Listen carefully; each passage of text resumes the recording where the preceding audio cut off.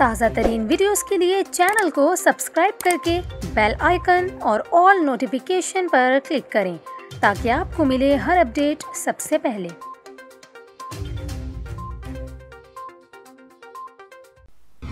और अभी आपको बताएं, महकमा सेहत सिंध का कहना है कि कराची में मज़ीद 28 अफराद में ओमिक्रॉन वायरस की तस्दीक हुई है, जिसके बाद शहर में इस वायरस के तस्दीक शुदा केसेस की तादाद 191 तक जा पहुंची है।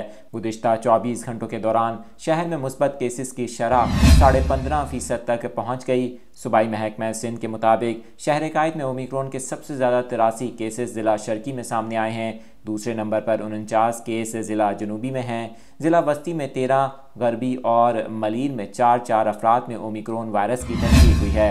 इसके अलावा मुल्क के दीगर हिस्सों से सिंध आने वाले 3 अफराद में ओमिक्रॉन वायरस की तस्दीक हुई, जबकि बैरून मुल्क से कराची पहुँचने वाले 25 अफराद में एयरपोर्ट पर ओमिक्रॉन वायरस की तस्दीक हुई है। दूसरी जानिब इस्लामाबाद में मज़ीद 95 अफराद में ओमिक्रॉन वायरस की तस्दीक हुई है, जिसके बाद वहाँ पर इस वायरस से मुतासरा अफराद की तादाद 306 तक जा पहुँची है।